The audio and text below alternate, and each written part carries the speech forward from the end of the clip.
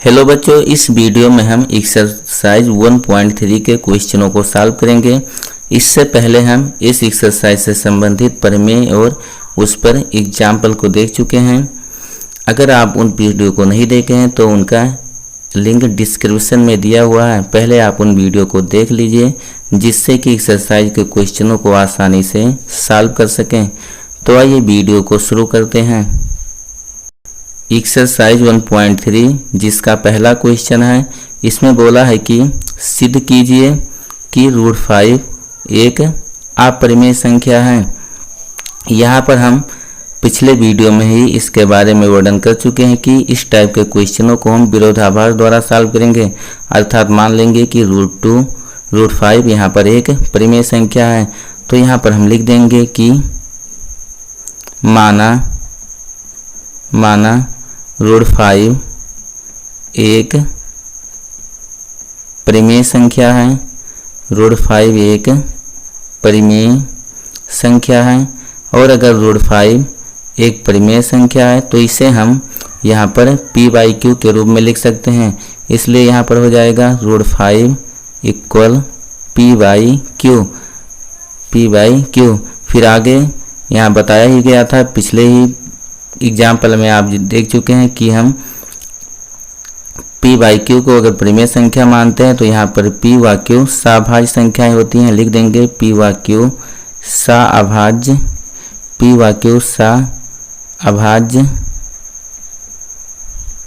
सभाज्य संख्याएं हैं। अगर आप सभाज्य संख्याओं के बारे में नहीं जानते हैं तो पिछले वीडियो को देख लीजिए, वहाँ पर हमने इनसे संबंधित परिभाषा व एग्जाम्पल बता चुके हैं। फिर हम क्या करते हैं कि यहाँ पर दोनों पक्षों का वर्ग कर देंगे। लिख देंगे यहाँ पर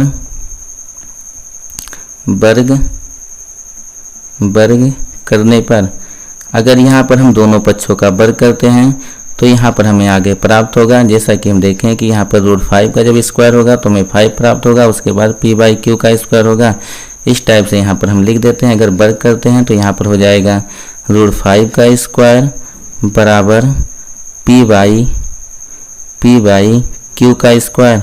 अगर हम यहाँ पर √5 का स्क्वायर करते हैं तो हमें 5 प्राप्त होगा, और उसके बाद p/q का स्क्वायर, ये स्क्वायर p पर भी, इसलिए हो जाएगा p² q पर है तो हो जाएगा q²। आगे अगर इसको हम सॉल्व करते हैं तो देखेंगे q² का भाग है, बराबर के दूसरी तरफ जाएगा तो उसका गुणा हो जाएगा। इस प्रकार से हम लिख सकते हैं p² बराबर 5 × q²। इसके बाद इसे हम यहाँ पर इक्वेशन नंबर फर्स्ट मान लेते हैं। फिर उसके बाद हम इस प्रश्नावली से संबंधित जो प्रमेय पढ़े हैं उसका प्रयोग करेंगे। वहाँ पर हमने पढ़ा था कि प्रमेय में यदि हमारे पास p कोई अभाज्य संख्या हो और वह किसी धनात्मक पूर्णांक a² को a² को विभाजित करती है, तो उस स्थिति में जो हमारा p होगा वह a को भी विभाजित करेगा। इसको ऐसा भी हम बोल सकते हैं कि यदि a² p से भाज्य है तो a भी p से भाज्य होगा। और इसी आधार पर हम यहाँ पर प्रमेय को लिख सकते हैं। लिख देंगे यदि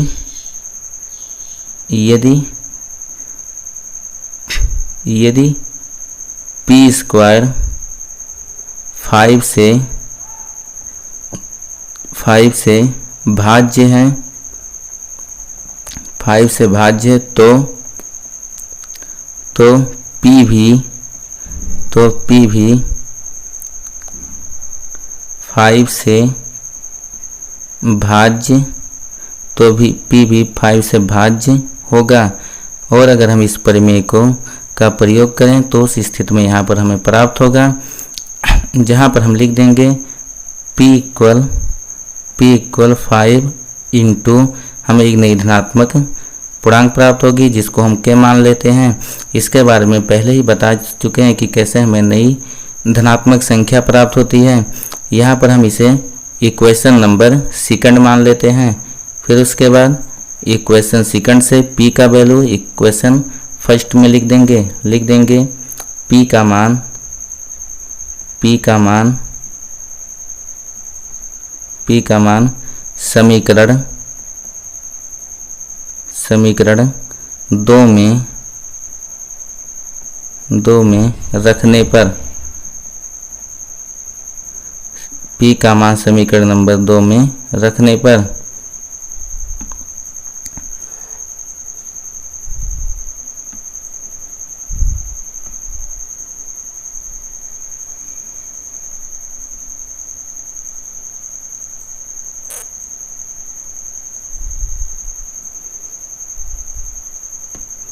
यहाँ पर अगर हम p का मान समीकरण नंबर 2 में रख देते हैं तो उस स्थिति में यहाँ पर हमें प्राप्त होगा, जब p के जगह पे यहाँ पर इक्वेशन नंबर फर्स्ट में रख देंगे तो हो जाएगा, यहाँ पर p के जगह पर हो जाएगा 5k, p का स्क्वायर था इसलिए यहाँ पर हो जाएगा 5k का स्क्वायर इक्वल दिया था 5 इंटू क्यू स्क्वायर, तो हो जाएगा 5 इंटू क्यू स्क्वायर।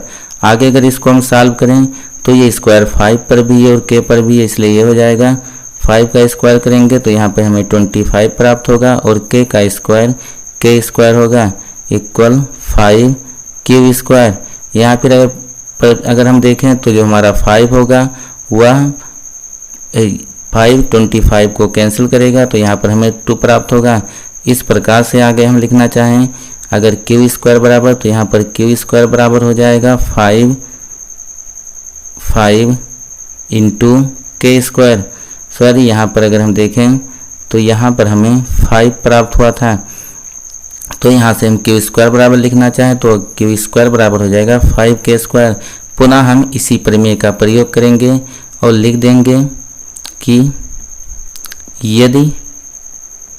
यदि क्यू स्क्वायर 5 से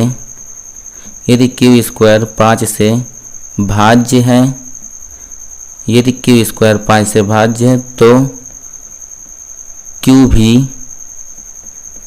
भी 5 से भाज्य होगा, और अगर ये 5 से भाज्य होगा तो फिर हमें एक नया धनात्मक पूर्णांक मिलेगा जिसे हम लिख सकते हैं q इक्वल 5।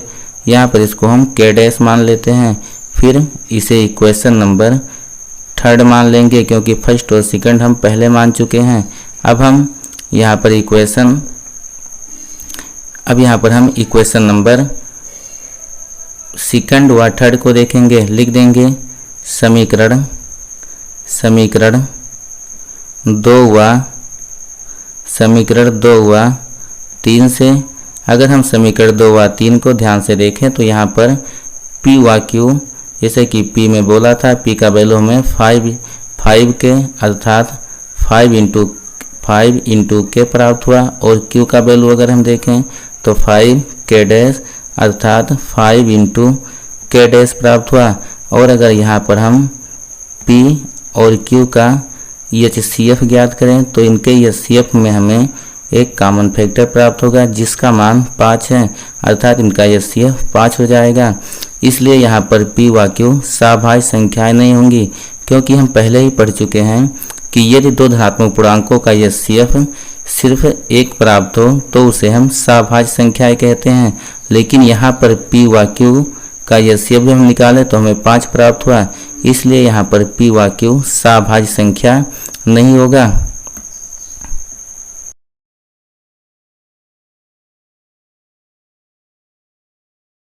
यहाँ से हम लिख देंगे समीकरण, जैसा कि बोला गया समीकरण नंबर 3 व 4 से लिख देंगे। यहाँ पर समीकरण 3 व 4 से p व q सभाज्य, p व q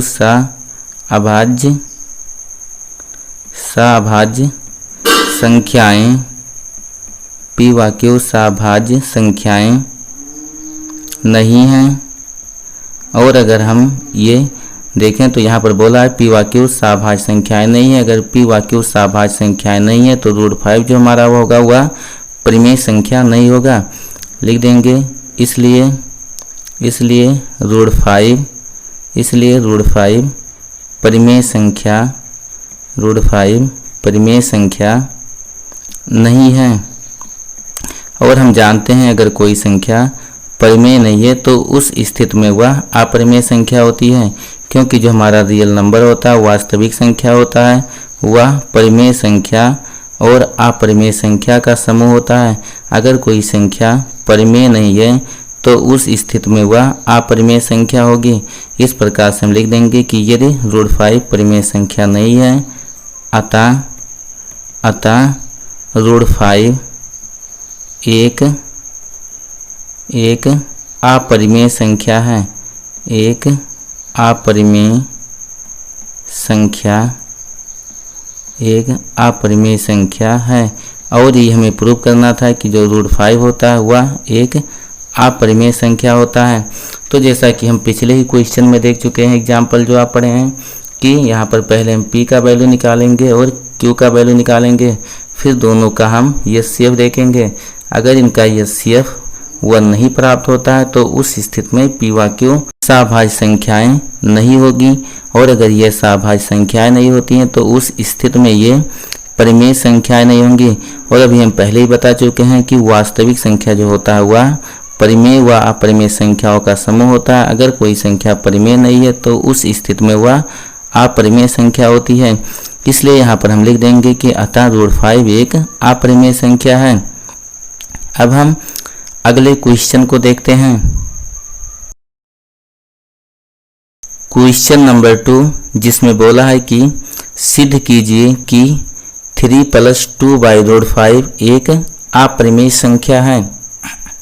अब इस क्वेश्चन को भी हम विरोधाभास के नियम द्वारा सिद्ध करेंगे, जैसा कि हम पिछले क्वेश्चन में देख चुके हैं।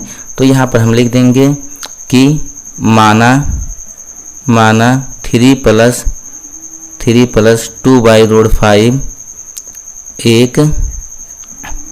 एक परिमेय संख्या है। और अगर यह परिमेय संख्या है तो इसे भी हम p/q के रूप में लिख सकते हैं, लिख देंगे। इसलिए 3 + 2/√5 = p/q। और यहाँ पर p और q के बारे में हम पहले ही देख चुके हैं, लिख देंगे जहाँ p व q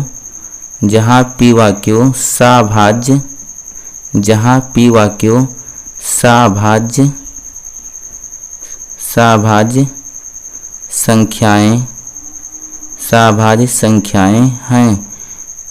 फिर हम क्या करते हैं, यहाँ पर अगर हम 3 इक्वल यहाँ पर हम 2/√5 इक्वल लिखना चाहें तो लिख सकते हैं 2 आगे ये हो जाएगा 2/√5 = p/q। और अगर हम 3 को इधर लाएं तो -3 हो जाएगा। आगे अगर इसको हम सॉल्व करें तो यहाँ पर हो जाएगा 2/√5 = p-3q/q। उसके बाद अगर हम देखें तो यहाँ पर 2 अंश में है, दूसरी तरफ आएगा तो हर में हो जाएगा, अर्थात इसका भाग हो जाएगा। तो यहाँ पर बचेगा 2/√5 = p-3q/2q। फिर हम दोनों पक्षों को पलट देते हैं। अगर हम दोनों पक्षों को पलटेंगे तो यहाँ पर √5/1 होगा, जिसे हम सिर्फ √5 लिख सकते हैं। और दूसरी तरफ हमें प्राप्त होगा 2q/p-3q। फिर अगर हम देखें तो शुरू में ही हमारे क्वेश्चन में कहा गया था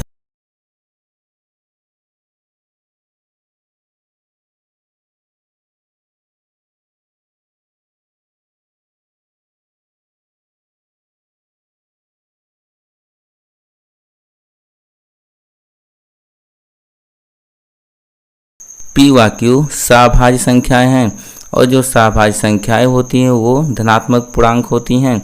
या हम बोलें कि यहाँ पर जो किसी धनात्मक पूर्णांक में अगर हम पूर्णांक का गुणा करते हैं तो उस स्थिति में हमें धनात्मक पूर्णांक या धनात्मक संख्याएं प्राप्त होंगी। और अगर एक हम पूर्णांक में से दूसरे पूर्णांक को घटाएं तो हमें कोई पूर्णांक ही प्राप्त होगा। और जब हम एक पूर्णांक से दूसरे पूर्णांक में भाग करते हैं तो उस स्थिति में हमें परिमेय संख्या प्राप्त होती है। इस प्रकार से यहाँ पर अगर हम देखें तो हमारा जो 2q होगा वह एक धनात्मक पूर्णांक होगा। इसी प्रकार से p-3q ये भी एक पूर्णांक होगा। और अगर एक पूर्णांक में हम दूसरे पूर्णांक से भाग करें तो हमें एक परिमेय संख्या प्राप्त होगी। जबकि इससे पहले के क्वेश्चन में हम सिद्ध कर चुके हैं कि √5 एक अपरिमेय संख्या है, और परिमेय संख्या कभी भी अपरिमेय संख्या के इक्वल नहीं हो सकती है, इसलिए यहाँ पर हम लिख देंगे चूँकि रूट 5 एक अपरिमेय संख्या है। रूट 5 एक अपरिमेय संख्या है, एक अपरिमेय संख्या है जो परिमेय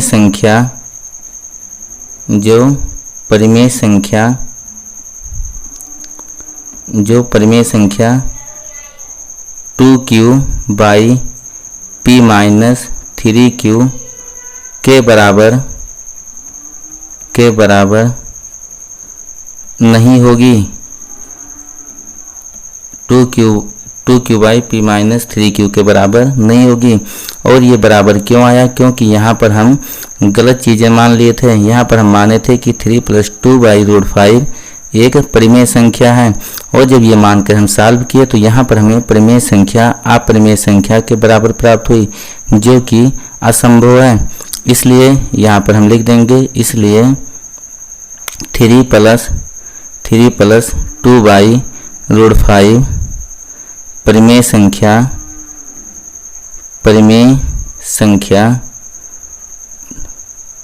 संख्या नहीं है। और अगर ये परिमेय संख्या नहीं है तो उस स्थिति में यह अपरिमेय संख्या होगा, क्योंकि अभी हम पहले जिक्र कर चुके हैं कि जो वास्तविक संख्या होती है वह परिमेय संख्या और अपरिमेय संख्या का समूह होता है। इसलिए यहाँ पर लिख देंगे अतः 3 + 2 बाई रूट 5 एक अपरिमेय संख्या है, एक अपरिमेय संख्या है। अब हम अगले क्वेश्चन को देखते हैं। क्वेश्चन नंबर 3 है, जिसमें बोला है कि सिद्ध कीजिए कि निम्नलिखित संख्याएं अपरिमेय हैं। इनमें से 3 खंड दिए हुए हैं। पहला खंड है 1/√2, दूसरा 7√5 और तीसरा 6 + √2। अब इनमें से हम एक एक खंडों को सॉल्व करेंगे। अगर हम पहला खंड देखें तो पहले खंड में हमें 1/√2 को प्रूव करना है कि यह अपरिमेय संख्या होगा। लिख देंगे हम माना 1/√2 एक परिमेय संख्या है, एक परिमेय संख्या है।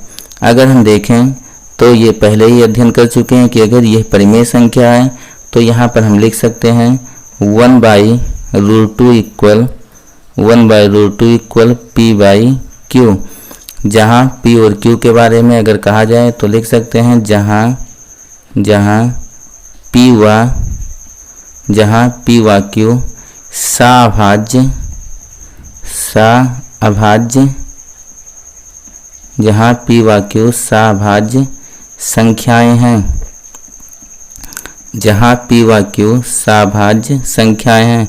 उसके बाद हम क्या करेंगे, दोनों पक्षों का वर्ग कर देंगे। लिख देंगे वर्ग करने पर अगर यहाँ पर हम इनका वर्ग करें तो उस स्थिति में यहाँ पर हमें प्राप्त होगा 1/√2 का स्क्वायर इक्वल p/q का स्क्वायर। फिर आगे अगर इसको हम सॉल्व करते हैं तो 1 का स्क्वायर 1 ही होगा और √2 का स्क्वायर यहाँ पर हमें 2 प्राप्त हो जाएगा। यहाँ पर अगर हम देखें तो यहाँ पर हमें प्राप्त होगा 1/2 इक्वल फिर p/q का स्क्वायर है तो p/q का स्क्वायर हमें प्राप्त होगा p²/q²। आगे अगर इसको हम सॉल्व करें तो q² का गुणा 1 में होगा और हमें प्राप्त हो जाएगा यहाँ पर q² इक्वल टू p²। फिर इसे हम इक्वेशन नंबर फर्स्ट मान लेते हैं। ये हमारा हो जाएगा इक्वेशन नंबर फर्स्ट। उसके बाद क्या करेंगे, यहाँ पर हम परिमेय का प्रयोग करेंगे जो कि हम पहले ही देख चुके हैं। लिख देंगे यदि q² 2 से भाज्य है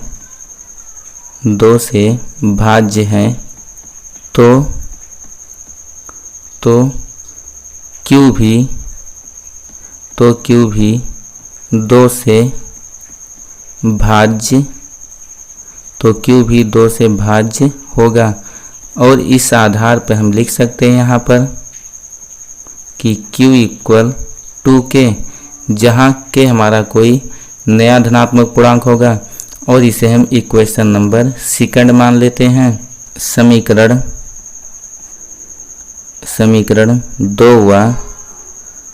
व 3 से अगर हम समीकरण 2 व 3 का प्रयोग करें तो यहाँ से Q का वैल्यू समीकरण नंबर 2 में रख देंगे और हमें यहाँ से प्राप्त हो जाएगा 2K का स्क्वायर इक्वल 2P स्क्वायर। फिर आगे अगर इसको हम सॉल्व करते हैं तो आगे जब हम इसे सॉल्व करेंगे तो 2K का स्क्वायर हो जाएगा, यहाँ पर 4K स्क्वायर इक्वल प्राप्त होगा 2P स्क्वायर। फिर यहाँ पर 4K स्क्वायर से हमारा यहाँ पर 2P स्क्वायर देखें तो 2 से 4 कैंसिल होगा और यहाँ से हमें प्राप्त होगा P स्क्वायर बराबर 2K स्क्वायर। फिर हम वही प्रमेय प्रयोग करते हैं, लिख देंगे यदि P स्क्वायर 2 से भाज्य है, यदि P स्क्वायर 2 से भाज्य है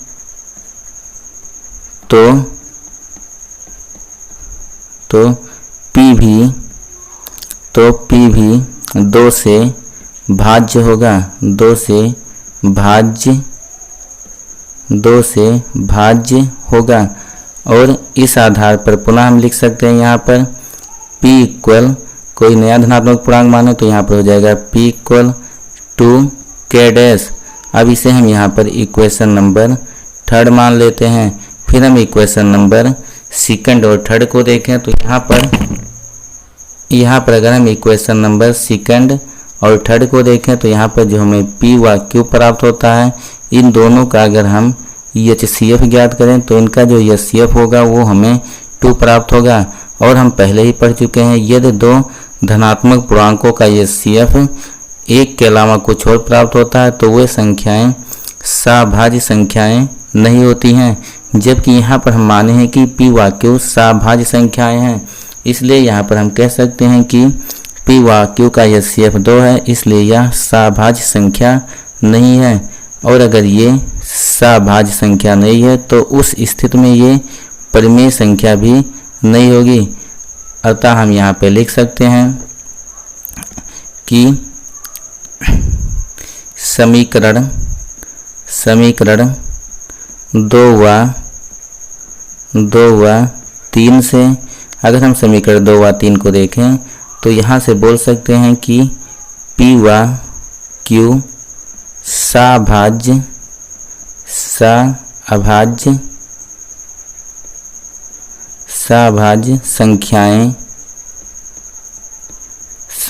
संख्याएं नहीं हैं। और अगर ये सभाज्य संख्याएं नहीं हैं तो यहाँ पर ये परिमेय संख्या भी नहीं होगा। इसलिए 1/√2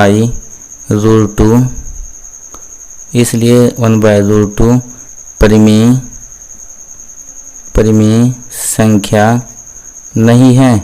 और अगर ये परिमेय नहीं है तो उस स्थिति में ये अपरिमेय संख्या होगा। लिख देंगे अतः 1/√2 एक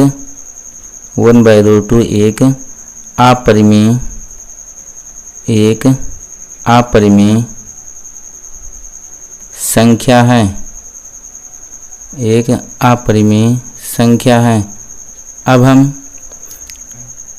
इसी एक्सरसाइज का इसी क्वेश्चन का दूसरा खंड देखते हैं। इस क्वेश्चन का दूसरा खंड है जिसमें हमें प्रूव करना है कि 7/5 अपरिमेय संख्या है। तो यहाँ पर भी हम पहले लिख देंगे कि माना 7/5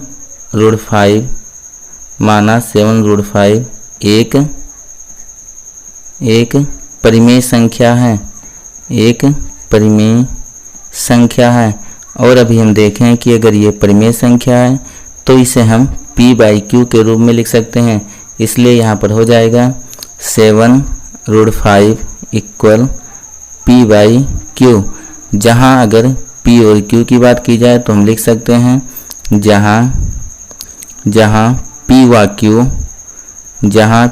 Q सभाज्य जहाँ पी व क्यू सभाज्य संख्याएं हैं, जहाँ पी व क्यू सभाज्य संख्याएं हैं।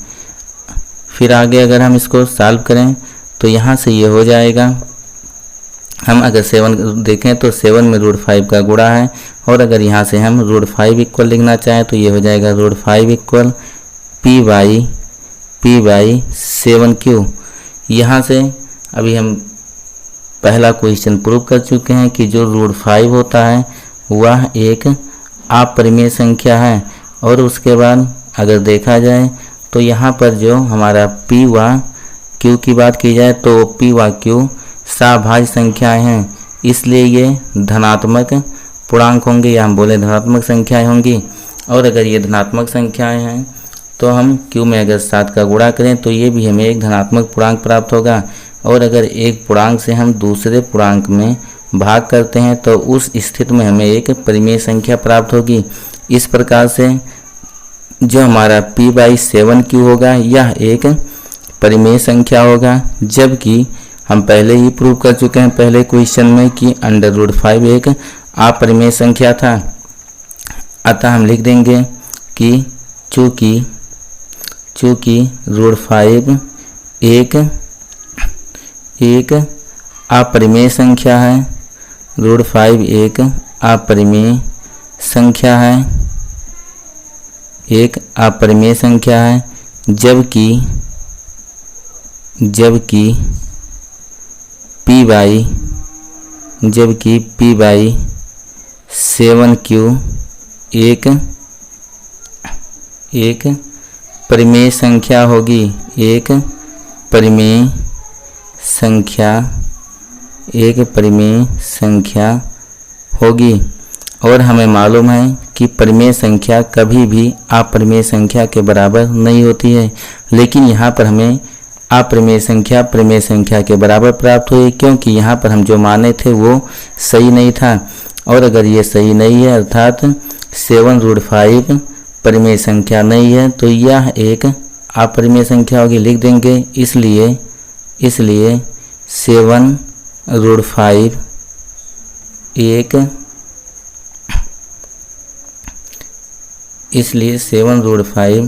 एक परिमेय संख्या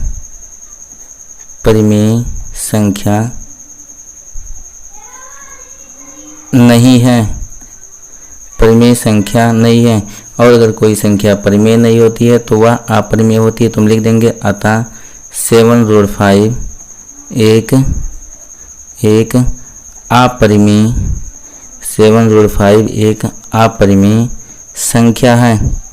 इस आधार पर हमने देखा कि जो हमारा 7√5 था ये भी एक अपरिमेय था। अब हम इसी प्रकार से इस क्वेश्चन नंबर 3 के तीसरे खंड को देखते हैं। तीसरे खंड को अगर हम देखें तो तीसरे खंड में बोला है कि 6 + √2 एक अपरिमेय संख्या प्रूव करना है। जैसा कि हम पहले और दूसरे खंड को देखें वैसे ही हम तीसरे खंड में यहाँ पे लिख सकते हैं, लिख देंगे कि तीसरे खंड में यहाँ पर हम लिख देंगे कि माना 6 + √2 एक परिमेय संख्या है। और अगर ये परिमेय संख्या है तो पिछले खंडों में हम देख चुके हैं कि इसे हम लिख सकते हैं यहाँ पर कि 6 + √2 इक्वल P/Q, जहाँ P व Q सभाज्य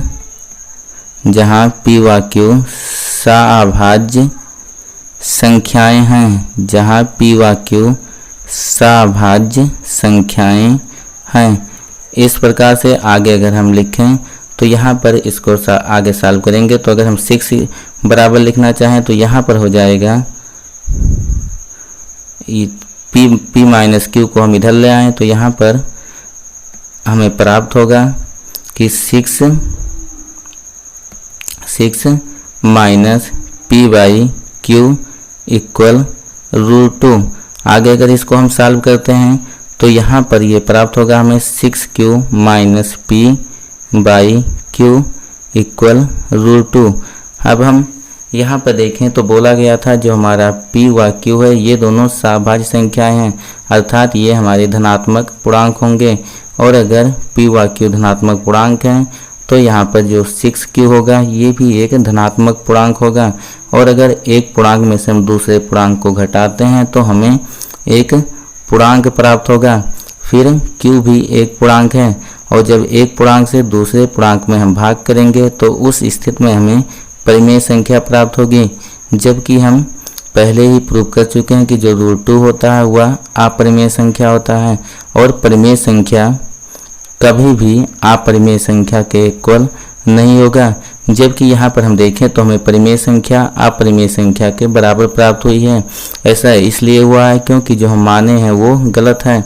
यहाँ पर हम माने थे कि 6 + √2 एक परिमेय संख्या है, तो यहाँ पर हम लिख देंगे कि चूँकि √2 एक अपरिमेय संख्या है, अपरिमेय संख्या है, जबकि 6q minus P by Q एक परिमेय संख्या है। और ये गलती इसलिए हुई क्योंकि हम गलत माने थे, तो लिख देंगे इसलिए 6 + √2 परिमेय संख्या नहीं है, परिमेय संख्या नहीं है। और अगर कोई संख्या परिमेय नहीं है तो उस स्थिति में वह अपरिमेय संख्या होती है। लिख देंगे अतः 6 + √2 एक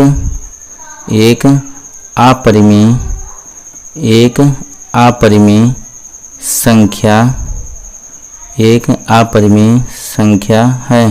तो यहाँ पर हम तीसरे खंड को भी प्रूव कर दिए कि यह एक अपरिमेय संख्या है। यह क्वेश्चन इस प्रश्नावली का अंतिम क्वेश्चन था। अब इससे आगे के प्रश्नावली हम अगले क्विज पार्ट में देखेंगे। अगर वीडियो आपको पसंद आया हो तो वीडियो को लाइक और चैनल को सब्सक्राइब जरूर करें, जिससे आने वाले वीडियो के नोटिफिकेशन आपको टाइम से प्राप्त होते रहें। वीडियो कैसा लगा ये आप कमेंट बॉक्स में ज़रूर बताएं।